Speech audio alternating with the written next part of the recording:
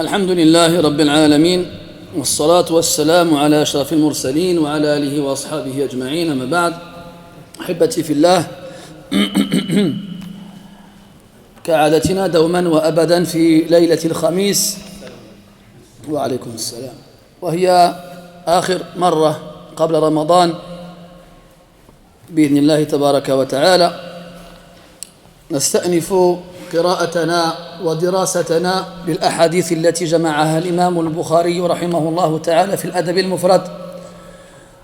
وقد بدأنا قراءة الحديث الواحدة والستين في آخر الدرس السابق، وبإذن الله تعالى نواصل قراءتنا له الليلة مع ما يأتي بعد ذلك.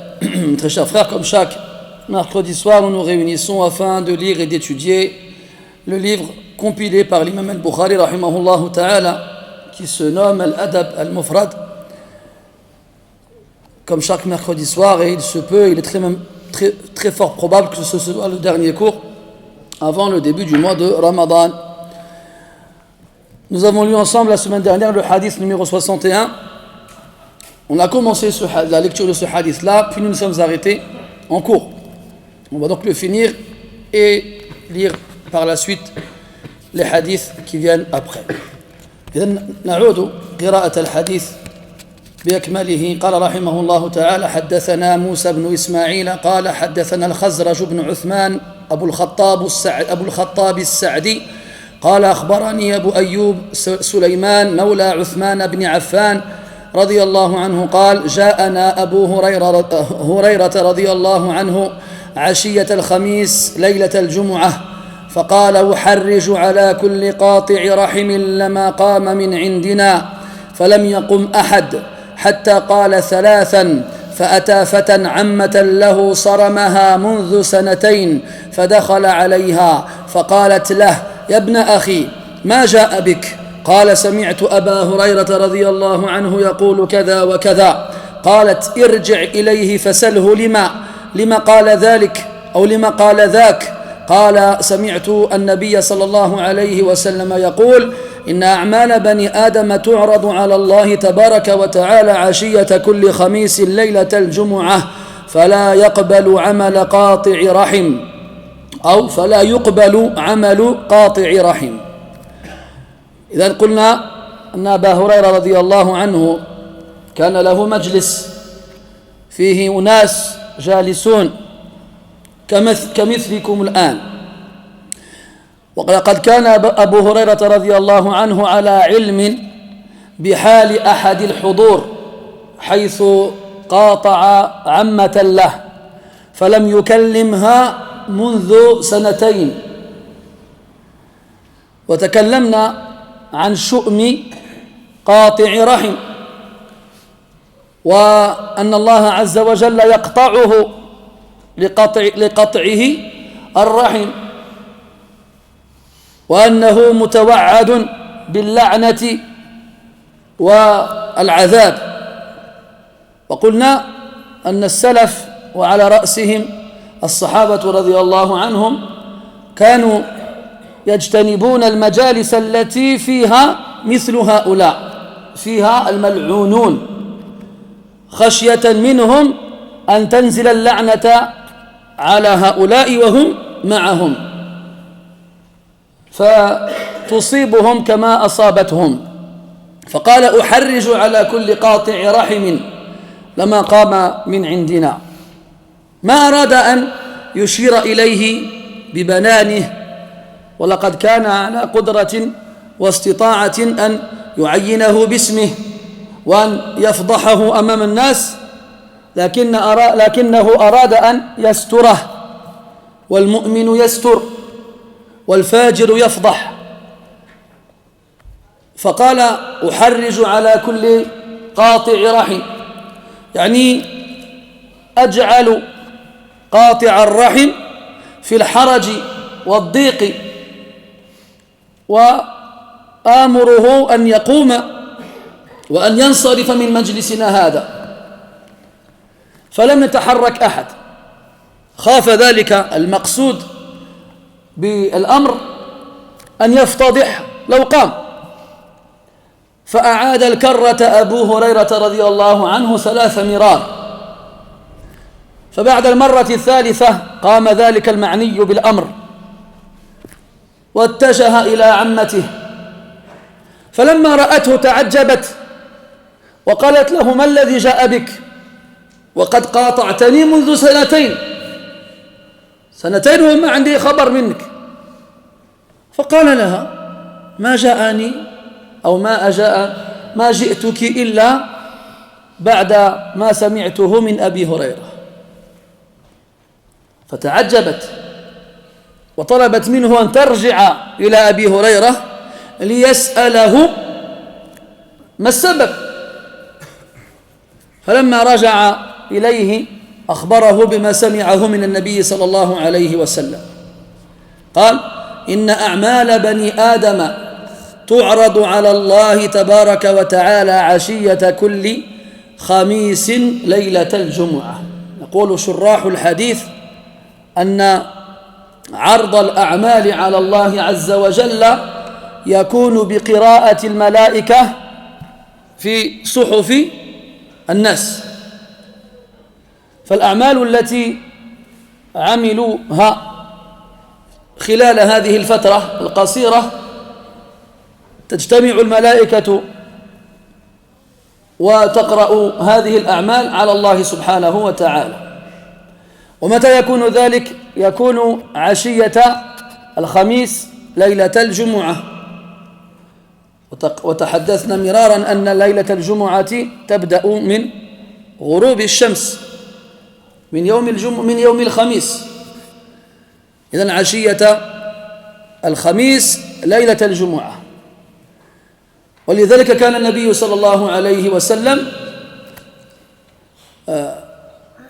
يصوم الاثنين والخميس، وكان يقول عليه الصلاة والسلام أنه يحب أن تعرض أعماله على الله وهو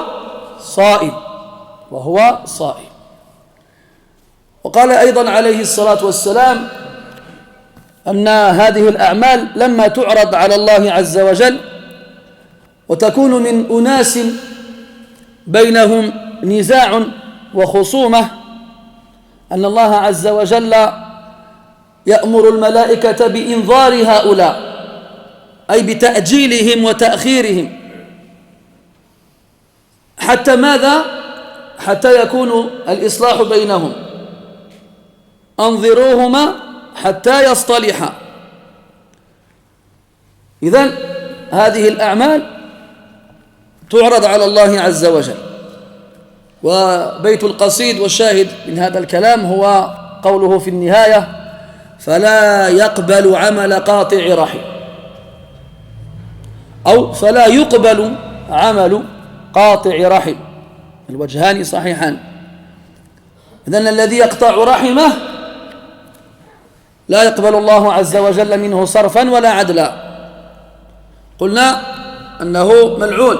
فهل عسيتم إن توليتم أن تفسدوا في الأرض وتقطعوا أرحامكم أولئك الذين لعنهم الله. فقاطع الرحم ملعون. قاطع الرحم يقطعه الله عز وجل بأن لا يراعي له حقا، وأن يبعده من رحمته، فلا يستجيب له دعوة ولا يحفظه ولا شيء من هذا القبيل. وهنا نعلم أن أعماله غير مقبولة. فليملأ وقته بالصلاة والزكاة وقيام الليل وما أشبه ذلك، فما دام قاطعا لرحمه فلا شيء يقبل منه، وذلك هو الخسران المبين. Donc dans ce hadith-là, Abu Huraira radiyallahu anhu assistait à une assise dans laquelle étaient présentes de nombreuses personnes durant la soirée du jeudi, la nuit donc du vendredi.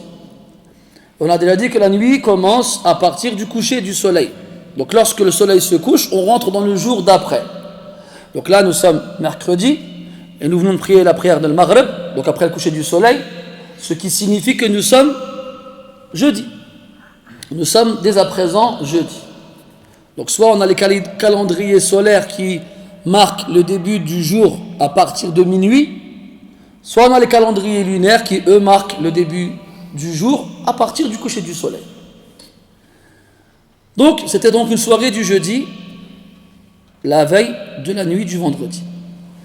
Abu Huraira radiyallahu anhu a vu les gens qui assistaient à cette assise et il a forcément reconnu parmi eux quelqu'un. Soit il le savait de lui-même, soit il en a entendu parler. Comme quoi un tel, il a coupé les ponts avec sa tante paternelle. Ça fait 2 ans qu'il ne lui donne plus de nouvelles. Alors, Abu Huraira radiyallahu anhu prend la parole et dit Uharriju ala kulli qati'i rahimin. Harraja vient du mot haraj. Le mot haraj, on va commencer en français à le traduire par la gêne. Ça veut dire que je vais faire naître dans la poitrine de celui qui a rompu ses liens de parenté la gêne et la honte. Je veux le gêner. Comment? Qu'il se lève de notre assise et qu'il la quitte. Qu'aucune personne qui a rompu ses liens de parenté ne reste parmi. Les Sahaba radiyallahu anhum connaissent la gravité de cet acte-là. Ils connaissent la gravité de la malédiction d'Allah subhanahu wa ta'ala. Ils avaient peur de se retrouver dans le même endroit qu'une personne concernée par cela. Alors ils faisaient en sorte que leurs assises soient purifiées de ce genre de personnes. Qu'on n'y trouve pas ce genre de personnes-là. يقول عليه الصلاة والسلام لا تصاحب إلا مؤمنا ولا يأكل طعامك إلا تقي. Il dit sallallahu alayhi wa sallam, n'accompagne qu'un croyant et ne mange ta nourriture qu'un pieux. Il ne va pas avec n'importe qui et ne mange pas avec n'importe qui. وَالْمَرْءُ عَلَى دِينِ خَلِيلِهِ فَلْيَنْظُرْ أَحَدُكُمْ مَنْ يُخَالِلْ. Et l'homme sera sur la même voie que son ami proche. Que l'un d'entre vous regarde qui il a comme ami proche. وعن المرء لا تسأل واسأل عن قرينه فكل قرين بقرينه يقتدي. Comme on dit en français, dis-moi avec qui tu traînes, je te dirai qui tu es. Donc le croyant il fait attention avec qui il traîne, avec qui il marche, avec où il se rend, où il se trouve. Il ne va pas avec n'importe qui. Donc il a dit ça une fois, que la personne ici qui a coupé ses liens de parenté nous quitte à ce qu'elle ressente en cela de la gêne. Ça va être dur. Imagine, toi tu es dans une salle et tu as fait cet acte-là et il dit la personne qui a fait ça qu'elle parte tout de suite. Lui, il n'a visé personne directement. Il aurait pu lui montrer du doigt, lui dire toi là, Mohammed ibn Fulan, lève-toi et pars. Tu as coupé tes liens de parenté. Mais non. Il cache. Et il ne dévoile pas les actes des gens. Parce que le croyant, il fait les choses avec discrétion. Le mauvais, lui, par contre, il fait les choses avec abus et exhibition. Alors il a dit une fois, personne n'a bougé. Il l'a répété une seconde fois, personne n'a bougé. Puis il a répété une troisième fois, et là, il y a un jeune homme qui s'est levé et qui est parti. Ce jeune homme-là avait coupé les ponts avec sa tante paternelle depuis 2 ans.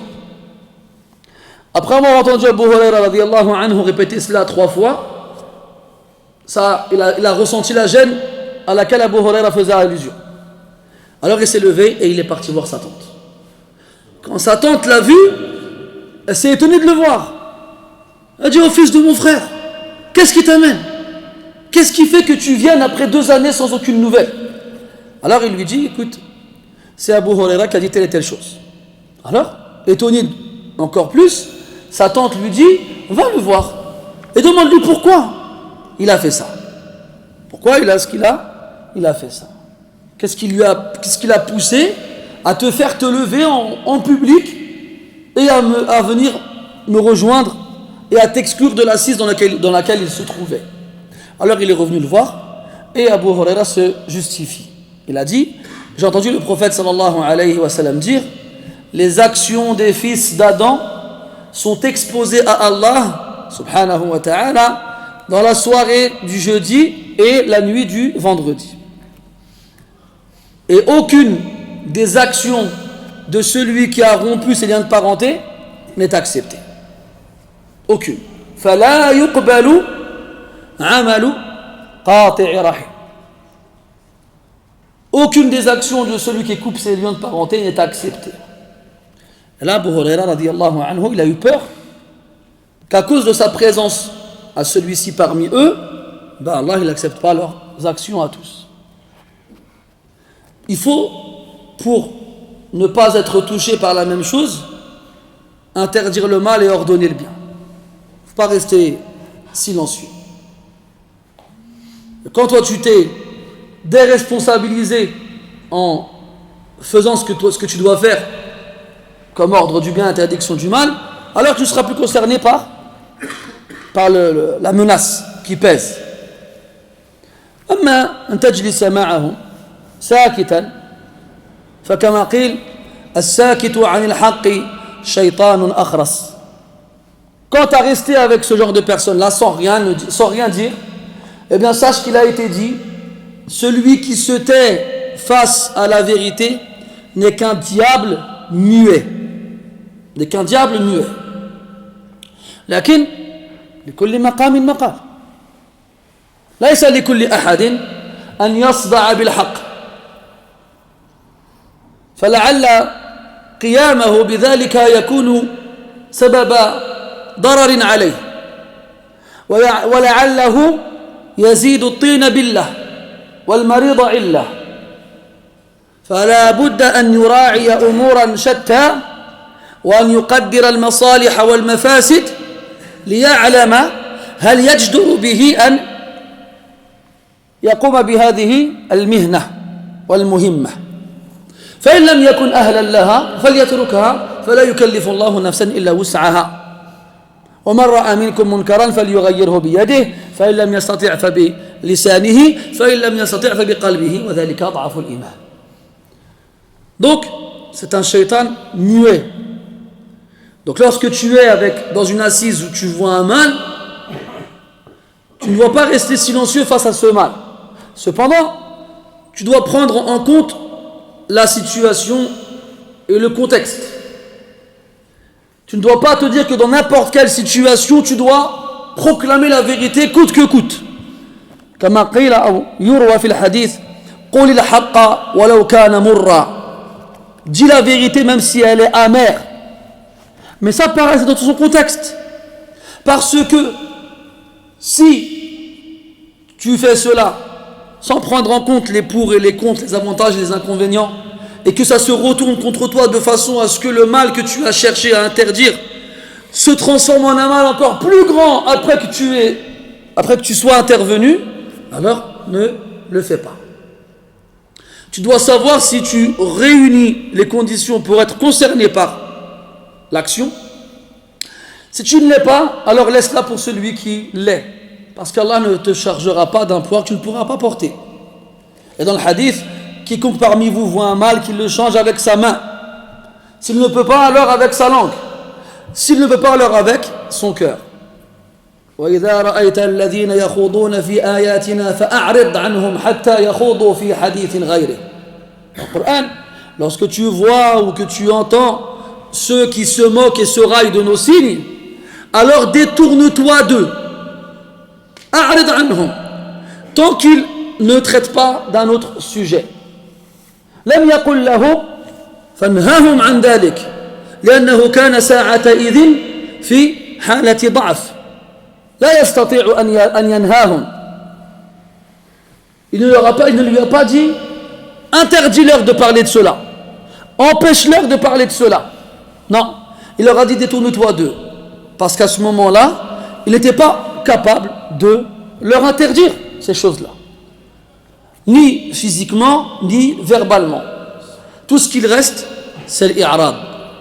Et on vit un zaman où l'i'rad est malheureusement le plus à faire. Chaque fois que tu veux parler avec quelqu'un, ça se retourne contre toi. ولا لا؟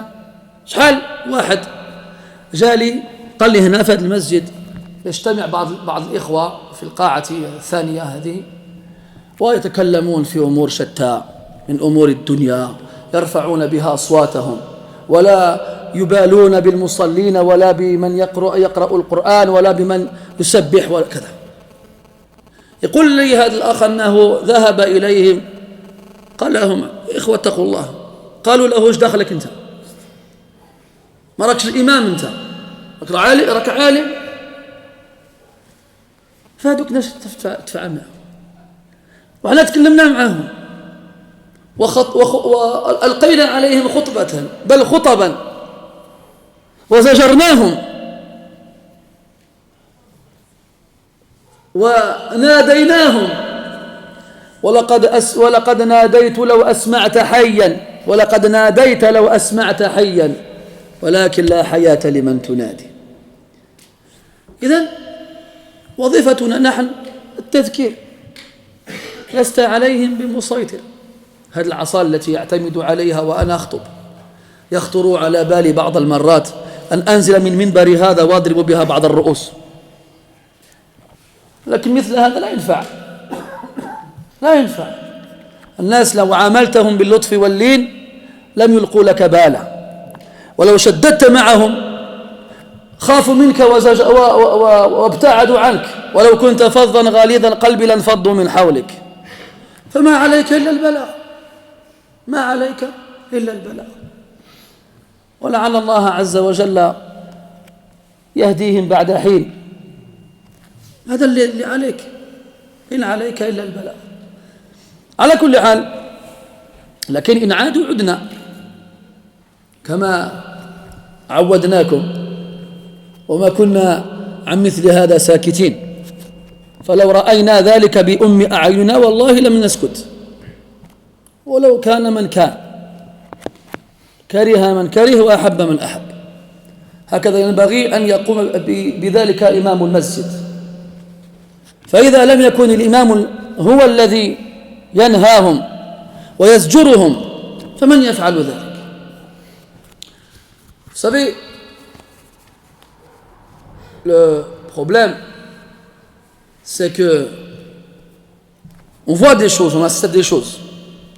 Et on se rend compte malheureusement qu'aujourd'hui, c'est très difficile de conseiller les gens, de leur parler. Tu peux mettre des gants, tu peux mettre des moufles, tu peux mettre des armures, prendre les pincettes, faire tout ce que tu peux, tout ce que tu veux. Les gens, ils le prennent mal. Ils se vexent. Et des fois même, ils s'énervent. Allah dit dans le Coran وَإِذَا قِيلَ لَهُ اتَّقِ اللَّهِ أَخَذَتْهُ الْعِزَّةُ بِالْإِثْمِ. Quand on lui dit crains Allah, l'orgueil l'emporte sur le péché qu'il a accompli. ويقول عمر بن الخطاب رضي الله عنه في من يأمر غيره بتقوى الله خير الناس من يقولها وبئس الناس من يرفضها. Omar ibn al-Khattab radiallahu anhu disait au sujet de celui qui ordonne les gens de craindre Allah, ce sont les meilleurs parmi les gens, ceux qui le disent, ils craignent Allah. Quant à ceux qui la refusent, ce sont les pires des gens, ceux qui n'aiment pas l'entendre.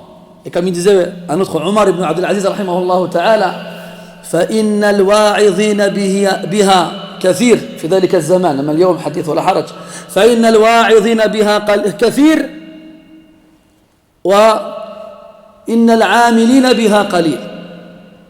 Et Omar ibn Abdul Aziz rahimahullah ta'ala, il parlait du fait d'ordonner aux gens de craindre Allah. Il disait ceux qui exhortent les autres à le faire sont nombreux, mais ça aujourd'hui on devrait le changer. Ils sont plus très nombreux, ça. Toi aujourd'hui tu vois des choses et tu dis rien parce que tu as peur que ça t'éclate au visage. Alors à son époque, ceux qui ordonnent aux gens de craindre Allah, ils sont nombreux, mais ceux qui l'appliquent, eux, ils sont peu. Donc il nous arrive de voir des choses, d'assister à des choses, hein. Par exemple, c'est plus d'une fois ici, on m'a rapporté l'attroupement de certaines personnes au fond de la véranda, là-bas, au niveau de la salle des ablutions. Ils s'y réunissent et ils y discutent en groupe de choses mondaines et futiles, et ils parlent à voix haute, et ils font du bruit, et ils dérangent ceux qui font la prière, et ils dérangent ceux qui lisent le Coran, et ils dérangent ceux qui viennent à la prière par la mosquée pour se recueillir et se concentrer. Et quand tu vas les voir pour leur dire, les frères, craignez Allah, baissez un peu le son de vos voix, ils te disent, en quoi ça te regarde, toi? Qui t'a demandé quelque chose, toi? T'es l'imam, toi? Alors les gens ne savent plus quoi faire. Alors ils viennent voir l'imam aussi leur parle, mais la même chose. Et comme il disait le poète, tu as appelé si tu voulais faire entendre à des gens vivants, mais il n'y a pas de vie chez ceux que tu appelles. Donc, Allah il nous a dit à nous, transmets. Tu n'en as que pour transmettre. Tu n'as aucun pouvoir sur eux de les contraindre à ce à quoi tu les appelles. Transmets. Donc on transmet. Et si on voit des choses répréhensibles et mauvaises, on n'hésitera pas à les interdire. On n'hésitera pas à en parler, que ça plaise ou non, quelle que soit la personne concernée. Maintenant, il faut faire attention aussi. Il faut avoir les conditions, il faut réunir les conditions pour occuper cette fonction-là. Ce n'est pas à n'importe qui de le faire. D'ailleurs, ça arrive souvent dans la mosquée, que ce soit ici ou ailleurs. Hein. Je ne sais pas, il y en a un qui s'énerve à cause d'un téléphone ou bien à cause d'autre chose. Et les gens, ils s'en prennent à lui. Normalement, c'est lui-même qui parle. Les gens, ils ne parlent pas dans la mosquée. Dans la mosquée, les gens ne parlent pas. Il n'y en a pas un qui dit haram, l'autre dit halal, l'autre dit t'as pas le droit, l'autre t'as le droit. Là. Si on laissait les gens faire ça, ce serait le fawda. Et c'est le fawda dans nos mosquées. Combien de fois on a pris dans des mosquées, on a vu des masaïl ajib à Jidda. Il n'y a pas longtemps, j'ai pris à Villeparisis. Donc normalement, c'était l'heure de Maghreb. C'était là, Khaled, tu vois. C'était l'heure de Maghreb. Voilà, on n'a rien compris. Il y en a un, il est venu, il a pris le micro. Ouais, c'est quoi ça? Il commence à crier. Ouais, d'accord, il lui arrache le micro de la bouche. T'as pas le droit de parler, t'es qui toi? Et après, c'est parti en nombre. Moi, je suis dans une mosquée, on est dans une foire. Maintenant, les gens, ils règlent leur compte au micro. عجيب هذا. ونحن في بيت الله سبحانه وتعالى. هذا الذي ما فهمه الناس. C'est ça que les gens n'ont pas compris. أنت في هذا المكان في بيت الله سبحانه وتعالى. Tu es ici dans la maison d'Allah Jalla wa Ala. وأن المساجد لله. C'est à Allah subhanahu wa ta'ala. في بيوت أذن الله أن ترفع ويذكر فيها اسمه. ومن أظلم ممن منع مساجد الله أن يذكر فيها اسمه وسعى في خرابها. لا تظنن أن خرابها يكون بقلع اللبنات وإسقاط الحيطان فحسب، لكن إيقاد نار الفتنة فيها مع قيام حيطانها من خرابها. Dans les versets du Coran, Allah Tabaraka wa Ta'ala nous parle de ceux qui font tous leurs efforts possibles pour détruire les mosquées. Ne crois pas que la destruction de celles-ci est physique et réelle et consiste à détruire les murs et à enlever les briques les unes après les autres. Non. Être dans la mosquée et à chaque occasion allumer le feu de la fitna contribue à sa destruction. Quand bien même les murs ils restent droits. Quand bien même reste sur ses fondations la mosquée. Et nous, en France, on est livrés à nous-mêmes. Les gens dans les mosquées, il y en a toujours quelques-uns, des Ousud, des lions, qui font la loi dans la mosquée. 1, 2, 3, 4, mohé. Et des fois, soit تلقاهم أصحاب أو أعداء. Soit ils sont amis. إذن يعثون في المسجد فسادا. Donc ils sèment dans la mosquée le désordre. Ou soit ils sont ennemis. ويكون النزاع فيما بينهم دائما. Et toujours les disputes ils sont entre eux. الشاهد quoi qu'il en soit, Il ne faut pas intervenir. Après, c'est le devoir de l'imam aussi. C'est pas l'imam, il voit des choses, il entend, il dit rien. Là, c'est à lui de parler. C'est lui l'autorité dans la mosquée. C'est pas n'importe qui parle. Là. Tu viens voir l'imam, tu lui donnes isma'at, ou fulan rah fa'al, al-amru ilayk. J'ai entendu, ou j'ai vu, voilà ce qui s'est passé, maintenant il faut intervenir. Et le Nabi, c'est ce qu'il faisait. Il voyait, il entendait, on lui rapportait, et il disait ما بال أقوام يفعلون كذا وكذا علاش كاين فيكم اللي يعمل هذا كالوالد يربي أولاده. C'est comme ça que le prophète disait à ce wassalam. أما إذا كان الإمام يسكت يقتصر على إقامة الصلاة ثم يغيب ولا يخالط الناس ولا يدري ما يجري فيما بينهم, هذا إمام كما يقال إمام مسجد, وهذا لا يكفي.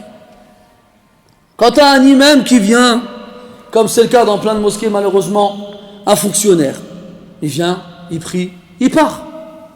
Il ne parle pas avec les gens. Moi j'ai déjà prié dans des mosquées où tu as une salle à côté du mihrab. L'imam il n'est pas là. Donc il y a l'adhan. L'imam il sort seulement quand c'est l'heure de l'iqama. Il vient, il salli bin nas. La prière elle est finie, il reste, même pas 5 secondes, il repart dans sa porte, disparaître derrière sa porte. Je me suis toujours demandé avec quoi derrière ces portes là d'ailleurs. Pourquoi il disparaît aussi vite? Normalement l'imam il sort le dernier de la mosquée. Normalement. Il reste, il regarde les gens, il voit comment ça se passe. Normalement c'est comme ça. على كل حال هكذا ينبغي أن تكون الأمور. ولنا في أصحاب رسول الله رضي الله عنهم نعم الأسوة كما مر معنا في هذه القصة. Et on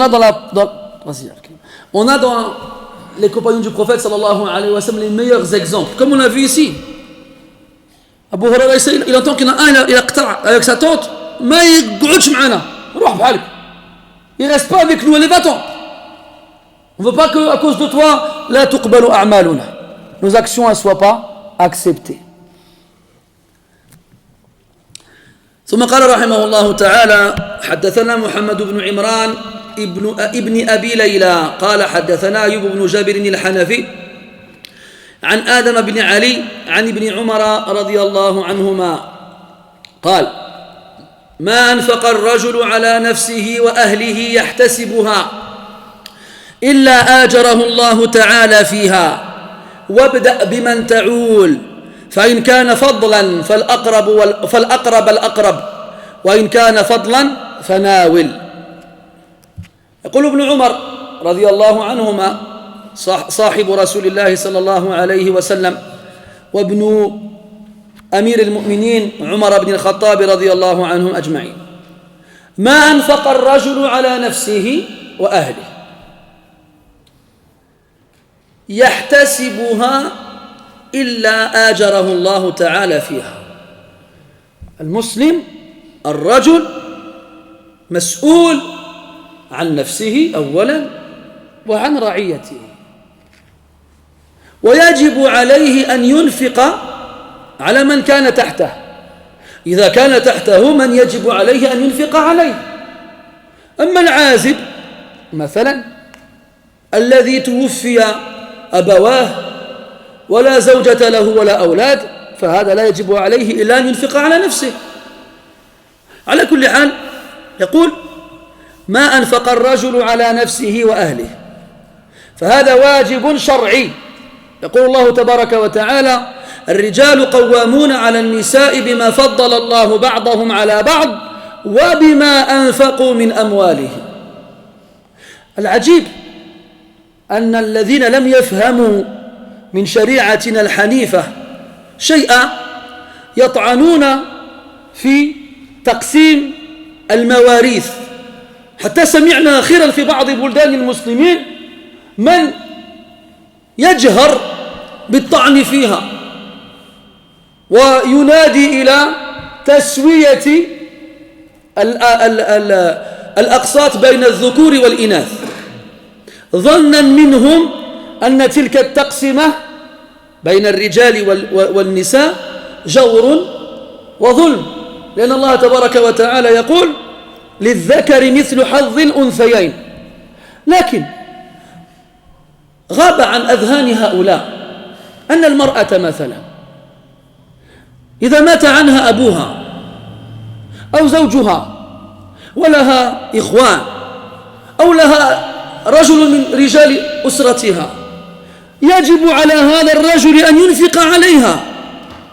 فهذا القسط الذي تأخذه تلك المرأة لا لنفسها، ويجب على زوجها إن كان زوجها ما زال على قيد الحياة أن ينفق عليها، أو إذا كان الأب الذي توفي ولتلك المرأة إخوان يجب عليهم أن ينفقوا عليها.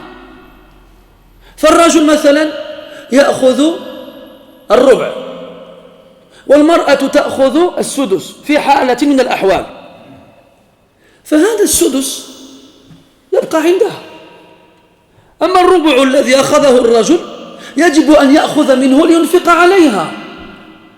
فبعد التأمل يتبين لك جليا أن المرأة لم تظلم أبدا، لكننا لما صرنا نحرم بناتنا وأخواتنا من حقهن أصبح الناس يرمون المسلمين بالظلم والجور على النساء. ووالله لا ظلم إلا عند هؤلاء.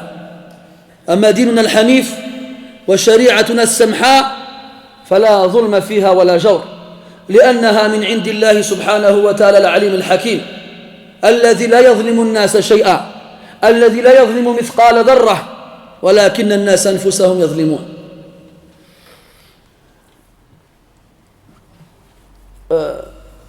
Ici, Abdullah ibn Omar radiallahu anhuma, dans le hadith suivant, il dit: il n'y a pas un homme qui dépense pour sa propre personne ou pour les membres de sa famille en comptant sur la récompense sans qu'Allah ne le récompense pour la dépense qu'il a fait à sa famille. Et en fait, ici on parle d'un devoir. C'est-à-dire qu'il est obligatoire pour l'homme de subvenir aux besoins des gens qui sont à sa charge. Si il est marié, sa femme et ses enfants, si ses parents sont dans le besoin et ne peuvent pas subvenir à leurs propres besoins, il doit subvenir aux besoins de ses parents aussi. Donc l'homme, il a à sa charge des personnes et il doit subvenir à leurs besoins. Donc aslan, c'est un devoir qu'Allah tabaraka wa ta'ala lui a donné. Il doit le faire. Et ici, Abdullah ibn Omar radiallahu anhuma, il nous dit: quelle que soit la somme que tu vas dépenser pour ta propre personne ou pour celles qui sont à ta charge, yahtasibuha, hadihi muhimma. On reviendra là-dessus après. Donc, en comptant sur la récompense, la budda an tanwiya wa anta tunfiqa ala iyalik al-ajr. La budda min huduri al-qalb wa min aqdi al-niyya. C'est-à-dire qu'il faut absolument que ton cœur il soit présent quand tu accomplis l'action. Quand tu vas faire tes courses, que tu remplis ton casier et que tu arrives à la caisse, quand tu sors ta carte bleue ou bien ton liquide, dans ton cœur, tu dois avoir la niya de dépenser ton argent pour subvenir aux besoins de ta famille parce qu'Allah t'a demandé de le faire, subhanahu wa ta'ala. Allah dit dans le Coran: Ar-rijalu qawwamuna 'ala an-nisa. C'est-à-dire les hommes, ils sont responsables. Le qiwam, ça veut dire être au-dessus, une supériorité du fait qu'Allah les ait favorisés aux autres, à elles, c'est-à-dire aux femmes, tout comme du fait, par rapport au fait qu'ils dépensent de leurs biens pour subvenir à leurs besoins. Donc par rapport au fait que le mari il subvient aux besoins de sa femme, et bien de par cette charge-là, il a mérité un degré supplémentaire. Allah dit dans le Coran: وَلِلرِّجَالِ عَلَيْهِنَّ دَرَجَةٌ. عَلَيْهِنَّ دَرَجَةٌ. Un degré. Ala kulli hal, c'est comme la fille qui va obéir à son père et et l'écouter, parce que depuis qu'elle existe, il s'occupe d'elle. Quand la femme, elle se marie, eh bien, la tutelle de son père passe à celle de son mari. Et ce que son père il faisait avant pour elle, eh bien, maintenant, c'est lui qui s'en occupe. Maintenant, si une femme, elle ne veut pas qu'un homme il s'occupe d'elle, eh bien, personne ne l'oblige à se marier. جاء في الحديث أن رجلا جاء النبي صلى الله عليه وسلم يشتكيه بنته يقول له إن ابنتي ترفض أن تتزوج فقال له صلى الله عليه وسلم ائتني بها فذهب ورجع بها فسألها النبي صلى الله عليه وسلم ما الذي يمنعك أن تطيع قال لها أطيعي أباك أولا أطيعي أباك فقالت له يا رسول الله لن أطيعه حتى تخبرني ما حق الرجل على امرأته فتفطن لها النبي صلى الله عليه وسلم ووجد فيها أو في شخصيتها شيئا من القوة فأراد أن يضرب لها مثلا يبين لها موقف الرجل من المرأة فقال حق الرجل على المرأة أنه لو جاء بجرح بارز يسيل منه الدم والقرح فجاءت امرأته فلحسته وابتلعته لم تكن أدت حقها لزوجها فخافت المرأة لما سمعت هذا وقالت والله لن أتزوج أبدا هذا هو حق الرجل على المرأة يجيب واحد جرحة يصير منها الدم ويصير منها القرح ونلحس ونبلع لا هذا أكثر هذا بزاف ما خصنيش فقالت والله لن أتزوج أبدا فقال عليه الصلاة والسلام فانكحوهن بإذن أهلهن ما يمكن ليناش نتزوجوا بها بلا الإذن تاعها أنا ما حبت تزوج ما تزوج ما تقولناش أنا تزوجت ومن بعد الراجل تاعي يقول لي دير ولا ما ديرش ما تحبيش ما تزوجيش وما تجيش تبكي حتى تبلغي 40 أو 50 تقول لي بغيت الأولاد وبغيت نتزوج فات الأوان يا أختاه إذن ils nous disent, voilà, donc on a dit que la tutelle de la femme quitte celle de son père à celle de son époux. Et du fait que son époux soit responsable d'elle et doive subvenir à ses besoins, donc de par ce fait-là, il a un droit supplémentaire sur elle, comme Allah dit dans le Coran, et ils ont sur elle un degré supplémentaire. يقول صلى الله عليه وسلم الرجال شقائق النساء أو النساء شقائق الرجال يعني les femmes sont les sœurs des frères ولهن مثل الذي عليهن بالمعروف يعني nous sommes concernés par les mêmes interdictions et les mêmes obligations à quelques exceptions près. Nous on fait la différence entre l'égalité et la différence. L'égalité est là et la différence. Bref, maintenant si une femme refuse qu'un homme vienne et soit responsable d'elle et doivent subvenir à ses besoins, il n'y a pas de problème. On ne lui impose pas le mariage. Elle ne veut pas que quelqu'un vienne s'occuper de ses affaires, eh bien elle ne se marie pas. Il y a un hadith où un homme est venu voir le prophète sallallahu alayhi wa sallam, il se plaignait à lui de sa fille qui refusait de se marier. Après il a dit ramène-la. Quand il est revenu avec elle, il lui a dit est-ce que c'est vrai que ce que ton père il a dit? Elle dit oui. Alors il lui dit obéis à ton père, marie-toi. Et là, elle lui dit, Ya Rasulallah, je ne me marierai pas tant que je ne saurai pas quel est le droit du mari sur son épouse. Et là, le prophète, il a senti en elle une certaine force de caractère, une personnalité, chose qui est normale, c'est les humains. Alors, il a voulu lui donner un exemple qui lui fera comprendre la place de l'homme vis-à-vis de son épouse.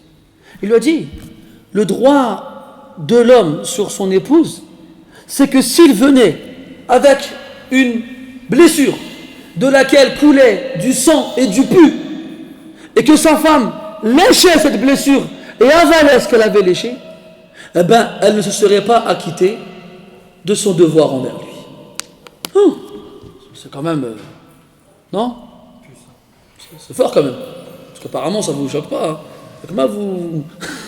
vous buvez des trucs bizarres.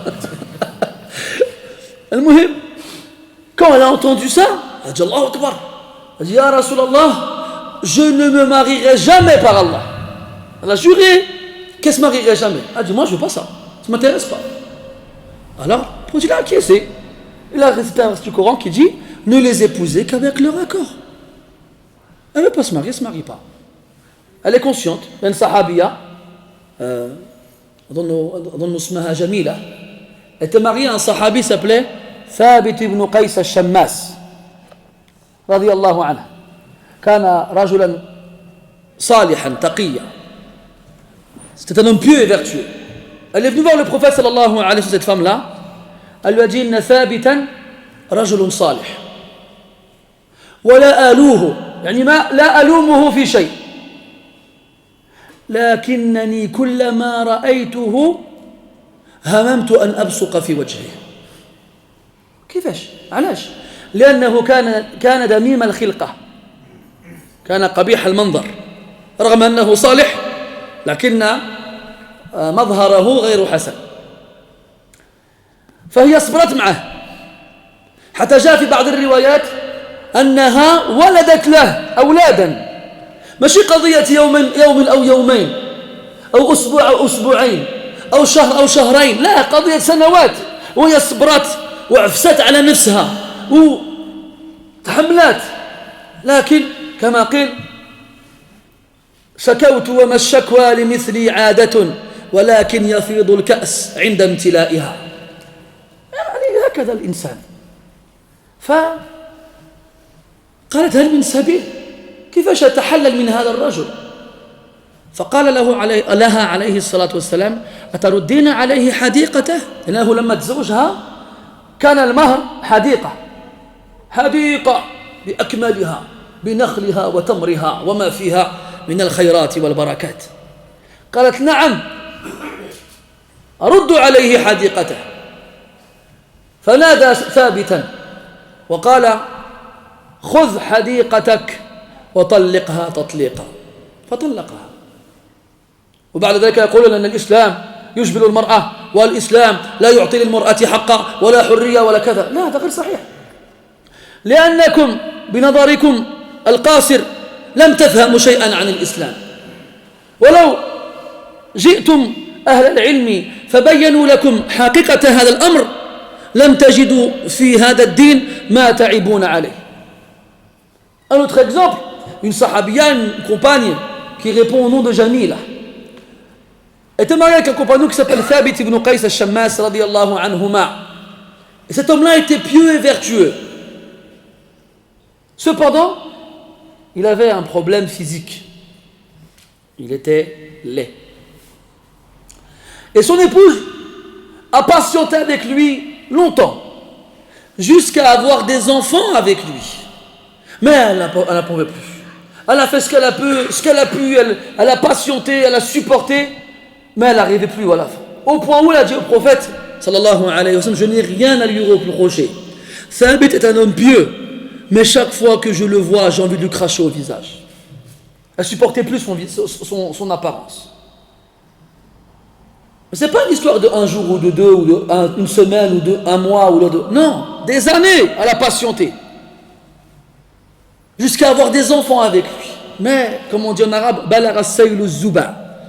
Comment on dit en français? La goutte d'eau qui fait déborder le vase.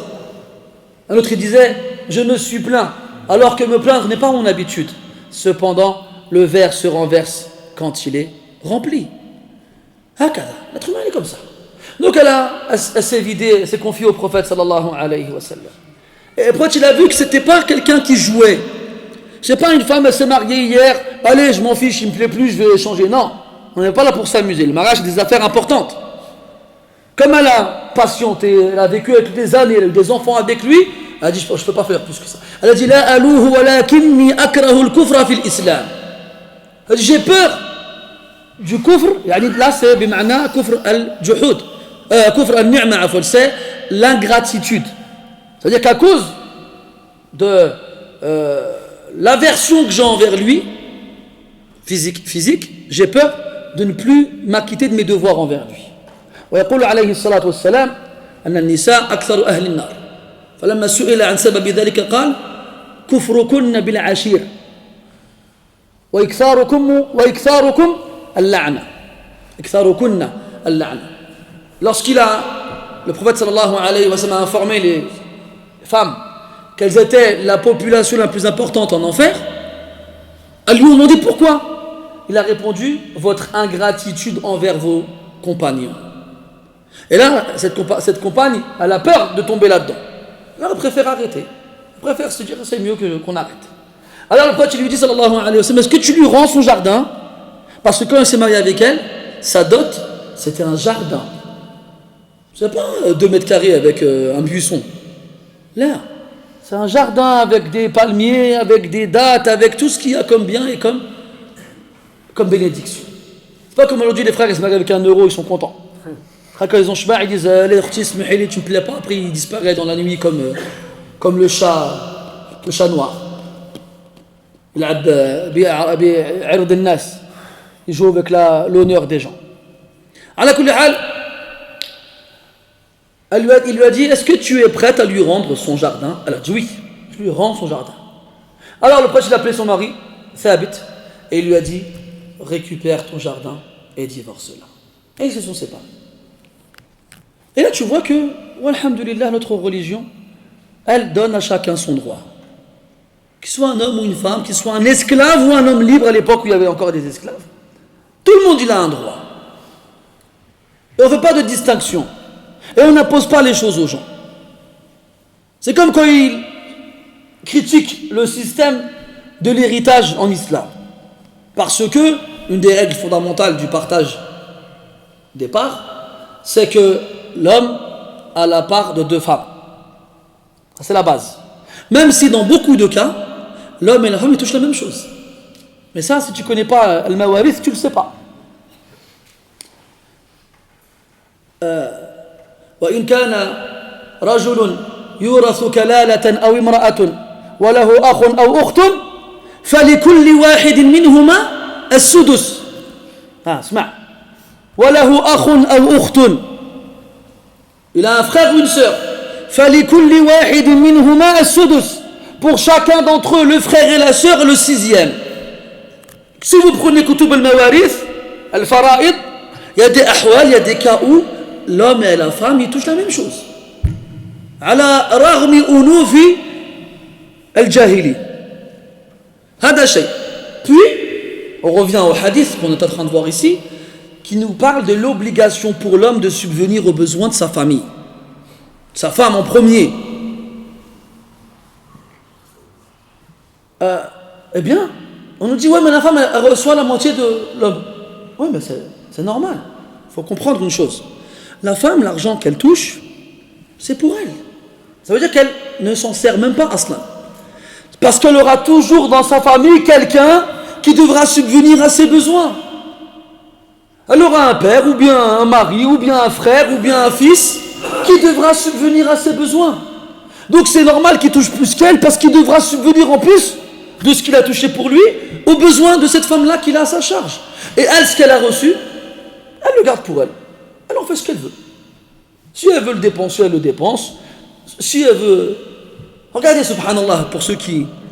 La femme a le droit de donner la zakat à son mari s'il rentre dans les conditions pour l'accepter. Mais l'homme, il n'a pas le droit de donner la zakat à sa femme. Parce qu'il doit subvenir à ses besoins. Les masaïles, elles sont nombreuses là-dessus. ولكن كثيرا من الناس لا يعلمون. صبر انت هذا. إذن n'allez pas nous sortir. Oui, c'est vrai, malheureusement, aujourd'hui encore, voilà, des fois, t'es perplexe. T'entends des pays musulmans, Inch'Allah, qui doutent, qui débattent sur, justement, le partage des parts de l'héritage.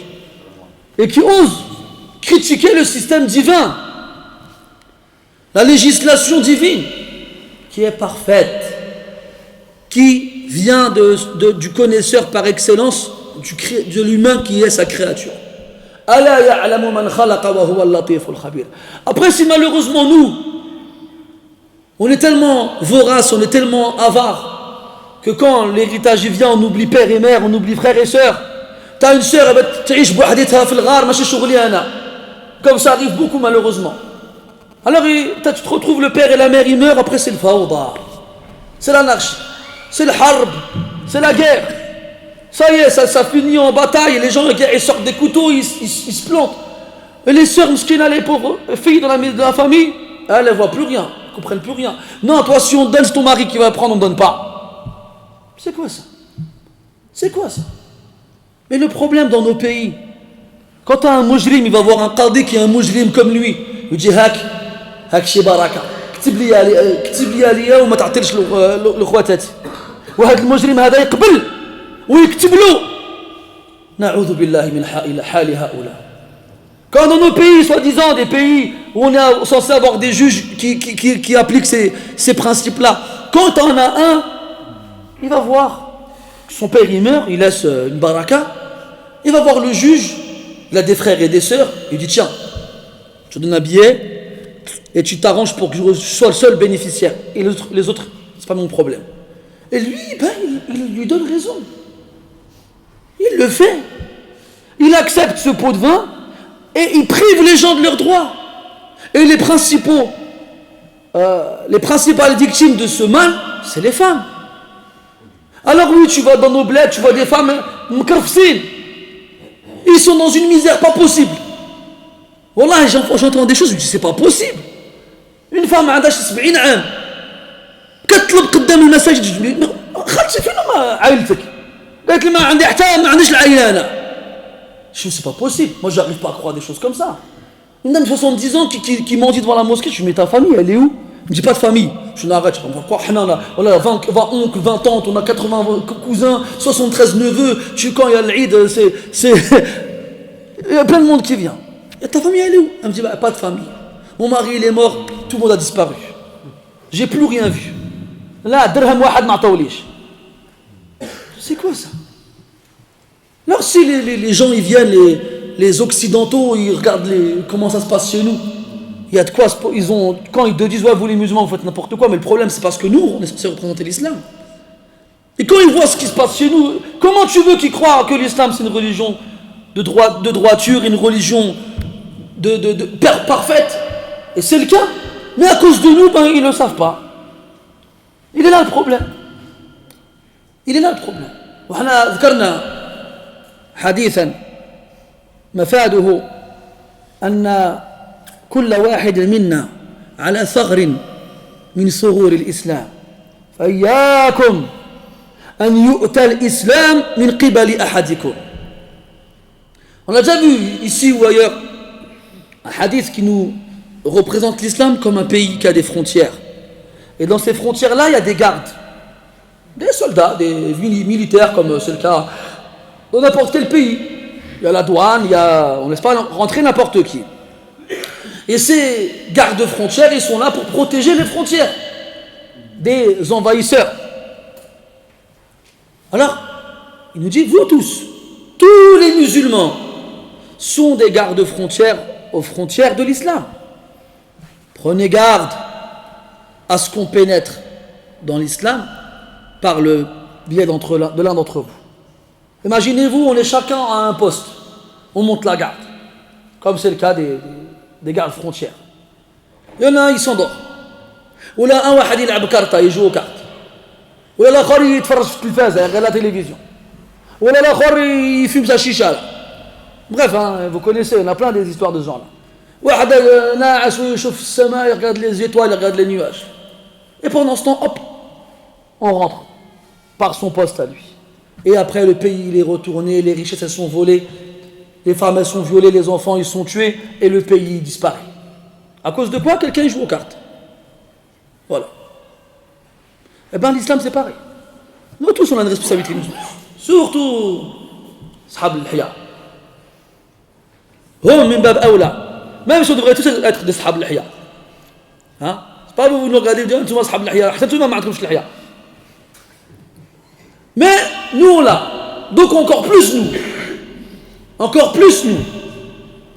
Parce que les gens, alayna bil mirsad, ils sont aux aguets, ils attendent que tu zlaq. Alors ces choses-là, il ne faut pas les faire. Mais quand on vit dans un zaman comme le nôtre, où devant les tribunaux, tu as des gens qui attendent comme ça, quand un hadith vient pour une qadiyya, une histoire qui le concerne, il fait « Smah li khoya, yak ma تحوس على شي شاهد دور معايا ونشهد لك اللي بغيت نشهد لك طاحت من السماء دجاجة تاع الذهب. Tant qu'on aura dans nos pays des gens qui restent devant les tribunaux et qui attendent que les gens rentrent et en leur proposant leur service en tant que témoins moyennant salaire, ils te témoignent ce que tu veux. Ils te témoignent, ouais, moi j'ai vu, il y a une poule qui est tombée du ciel et pond des œufs en or. Tout ce que tu veux, il te le dit. À comme ça, tu donnes des billets. C'est comme ça. C'est comme ça. Une fois, زمان on était au bled وحبسنا واحد شرطي مع الوالد. On était au bled et on s'est fait arrêter par un policier. Il a dit quand tu étais là-bas, tu allais un peu trop vite là. Mon père lui fait يبقى يقلب هكذاك قال له فين هو الرادار؟ عندك الرادار؟ قال له هو الرادار هنا. Mon père lui dit comment tu sais que là-bas j'allais vite? Comment tu sais? T'as un radar? Et le policier dit ouais, il est là le radar. Il est incorporé, c'est Terminator. عقلتها على Terminator. حنا في البلاد ça fait زمان عندهم Terminator. Et ouais المهم. Alors il dit comment on fait maintenant? تدور معايا ولا ندير لك المشاكل؟ Voilà. Il dit le policier lui dit comment on fait? Tu me donnes quelque chose ou bien je te fais des problèmes? واحد يحكي لي كان غادي في الظلام في الليل. un autre il me raconte qu'il était au bled pareil la nuit, il roule مع ما كان on voit rien du tout. شويه ويحس راه عفس على حاجه. Et un peu il roule et d'un coup il sent qu'il a roulé sur quelque chose. Je dis là qu'est-ce qui se passe? Il descend de la voiture, il voit quoi? واحد دري مات. Un enfant il est allongé par terre, il l'a écrasé. La hawla wala quwwata illa billah. Alors il fait quoi? Il retourne à la ville, il va à Markaz Shorta. Il va au commissariat, il leur raconte ce qui s'est passé. Alors ils vont avec lui là-bas. تحقيق l'enquête et tout ça. جاي المدير جا. Directeur il vient. فين هو المجرم? Il est où le mujrim? Il est où le criminel? Il arrive, il voit la plaque de France, c'est intéressant toi. Alors il lui fait agent نهضر معاك اجي. Ils se sont retirés un peu comme ça. Il a dit bon, combien tu donnes et on n'en parle plus. Combien tu donnes et on n'en parle plus. Il est là le problème. C'est que nous on peut être là, machallah, on fait des khutbah, ittaqullah, wa kada. Mais شوفوا الخبث كي راه عميق تعمق في مجتمعاتنا. Regardez comment le mal il s'est ancré profondément dans nos sociétés. Il est là le problème. Et ça c'était que ça, wallah. هذا قطرة من بحر. C'est une goutte dans l'océan. Donc effectivement à ce moment-là quoi? أعرض عنهم. ما بقي لك إلا الإعراض. À ce moment-là tu peux plus rien faire. Eh ben wallah, détourne-toi de ces gens-là. Dans le hadith ولو أن تعض على أصل شجرة حتى يدركك الموت وأنت على ذلك. يعني في حديث حذيفة قال هل بعد هذا الخير من شر؟ قال نعم. قال ماذا تأمرني به؟ قال عليك بالجماعة وإمامهم. قال إن لم يكن لهم جماعة ولا إمام قال اعتزل تلك الفرق كلها ولو أن تعض على أصل شجرة حتى يدركك الموت وأنت على ذلك. يعني خلاص ما عندك ما تدير مع دوك الناس. اعتزل. هذا الحديث de Hudayfa radiyallahu anhu où il demande au prophète on est dans un bien immense. Est-ce qu'après ce bien il y aura un mal? Quand il dit oui, il y aura un mal qui va venir après ce bien là. Alors Hudayfa dit au prophète qu'est-ce que tu me conseilles de faire alors si jamais je suis là à ce moment-là? Il a dit quoi? Accroche-toi au groupe de la communauté et à leur imam. Et Hudayfa il est malin radiyallahu anhu. Il dit ya Rasulallah, si ils ont ni groupe ni imam, qu'est-ce que je fais? Il a dit éloigne-toi de tous quitte à mordre les racines d'un arbre jusqu'à ce que la mort atteigne ainsi, était tout seul. في حديث آخر أن في آخر الزمان خير مال المسلم قطعة من الغنم يأخذها بعيدا في قمم الجبال يعيش بها مع أهله حتى يدركه الموت. Dans notre hadith, à la fin des temps, le meilleur des biens que le musulman pourra avoir, c'est quelques têtes de bétail, avec lesquelles il s'isolera dans les montagnes avec sa famille. Et il ne calculera plus personne. C'est une réalité. ولكنكم يومئذ كثير ولكن كغثاء السيل. Vous serez beaucoup, mais votre nombre sera insignifiant. على كل حال, tout ça pour vous dire que notre religion, alhamdoulilah, elle est parfaite. Ce qui lui manque, c'est des rijals qui savent la défendre. Le problème, c'est qu'on a des rouaïbida qui viennent et qui disent n'importe quoi. Et après, et aussi on a nous, dans nos sociétés, qui montrons n'importe quoi. Résultat, les non-musulmans, pour eux, ils croient que notre religion, c'est n'importe quoi. Wa alaykoum salam. Et nous tous, ici présents, devant Allah, on devra répondre de ce rôle-là qu'on a mal joué, de cette responsabilité dont on ne s'est pas acquitté. Tu es là, tu dis aux gens, moi je suis musulman, et Allah m'a bayin l'islam ta'ak. Montre ton islam comment il est. Ici où les gens avant ils disaient, ah moi je veux être comme eux, quand ils voyaient des musulmans. Donc, ils chauffent le musulman, il fait, ah moi je veux pas être comme eux. Elle est là la triste réalité. Donc on revient au hadith de Abdullah ibn Umar. قال ما أنفق الرجل على نفسه وأهله يحتسبها إلا آجره الله عز وجل أو تعالى فيها. يحتسب الأجر. On a dit, quand tu dépenses, c'est ton argent pour ta famille, il faut que tu aies la niya. وإنما الأعمال بالنيات وإنما لكل امرئ ما نوى. Les actes ne valent que par les intentions. Donc quand tu sors ta carte bleue ou bien ton argent pour acheter les vêtements ou la nourriture ou les médicaments ou les lunettes ou les appareils dentaires ou n'importe quoi, le muhim, pour ta femme ou tes enfants et toi-même, la niya, l'ihtisab. Allah il t'a dit, si jamais tu as la niya, je te récompense, alors tu dois avoir la niya. Tu ne dois pas faire ça ma'al karaha. Tu dis quoi, je dois encore dépenser de l'argent à mes enfants, je leur achète des chaussures toutes les semaines, ils les craquent, j'en ai marre, j'achète des fruits, ils finissent à la poubelle, ils aiment aucun gâteau, et tu fais ça avec l'aversion. Là, tu es en train d'adorer Allah subhanahu wa ta'ala, tu es en train de lui obéir et en train de l'écouter, alors fais-le avec une âme apaisée, avec l'intention d'obéir à Allah subhanahu wa ta'ala, avec l'intention de recevoir sa récompense. إلا أجره الله تعالى فيها وابدأ بمن تعول يعني من تتحمل النفقة عليه et commence par ceux dont tu as l'obligation de subvenir à leurs besoins. C'est les premiers, les prioritaires. ما تحرمش أولادك لأجل غيرهم. Va pas priver tes enfants, ta femme, les gens qui sont à ta charge pour d'autres. Là. وابدأ بمن تعول. Commence par ceux dont leur subvention t'est obligatoire.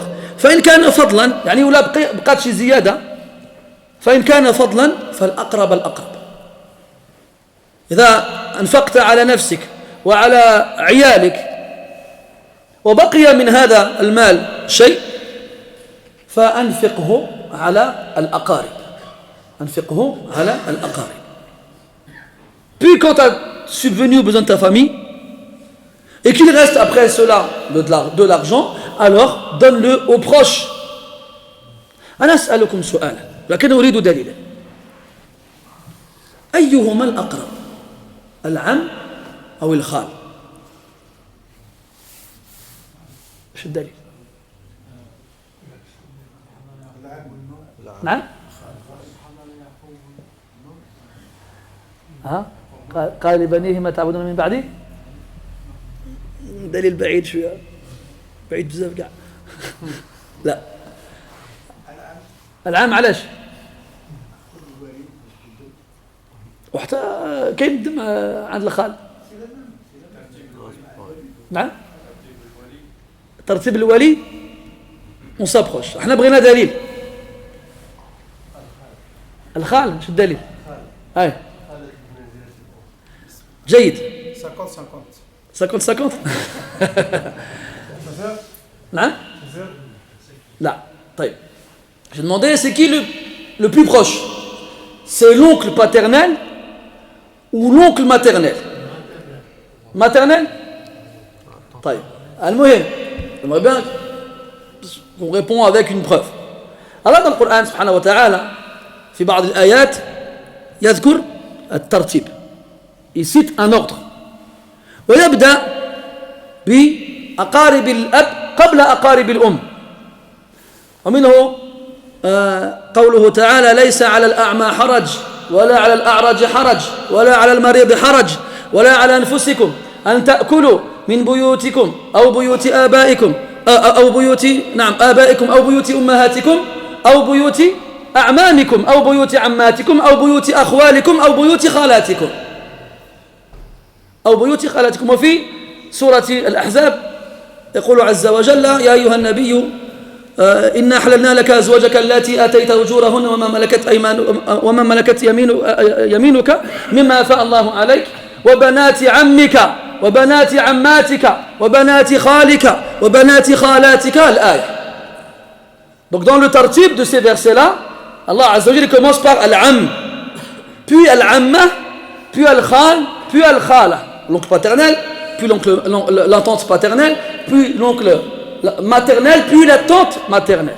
صحيح؟ من قال لنا الأخ الحديث الخالة بمنزلة الأم هذا في الحضانة, هذا عموم أريد به خصوص.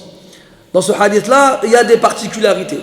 Mais sinon, de toute façon générale, quand on dit al-aqrab fal-aqrab, eh bien sachez que les membres de la famille du père sont prioritaires sur les membres de la famille de la mère. Al-aqrab fal-aqrab. Donc quand on a dépensé pour sa famille et qu'il reste un peu, alors on donne aux proches de la famille. Ça ne veut pas dire aqarib al-um. Là. Ça ne veut pas dire on prive les proches de la mère. Non, on donne à chacun. Mais on commence par al-aqrab, le plus proche. ثم قال وإن كان فضلا فناول. يعني إن بقي بعد ذلك شيء فأعطي من تريد. Et si après avoir donné aux proches il reste encore quelque chose, alors donne à qui tu veux. Donne à qui tu veux, que tu connais. C'est parce que j'ai pas vu le truc à la caméra. Donne à qui tu veux. هكذا ينبغي أن نفعل إذا فعلنا. C'est comme ça qu'on doit faire si on a bien compris. صلى الله تبارك وتعالى بأسمائه الحسنى وصفاته العلى أن يجعلنا من الذين يستمعون القول فيتبعون أحسنه أولئك الذين هداهم الله وأولئك هم أولو الألباب. ونسأل الله عز وجل أن يوفقنا لأن نعطي صورة حسنة لهذا الدين, ونعوذ به أن نكون سبب إقصاء الناس عنه وإبعادهم عنه. ونسأل الله عز وجل أن يهدينا وأن يهدي بنا وأن يجعلنا سببا لمن اهتدى. سبحانك اللهم وبحمدك أشهد أن لا إله إلا أنت نستغفرك ونتوب إليك. صلى الله على نبينا محمد وعلى آله وأصحابه أجمعين والحمد لله رب العالمين. بارك الله فيكم.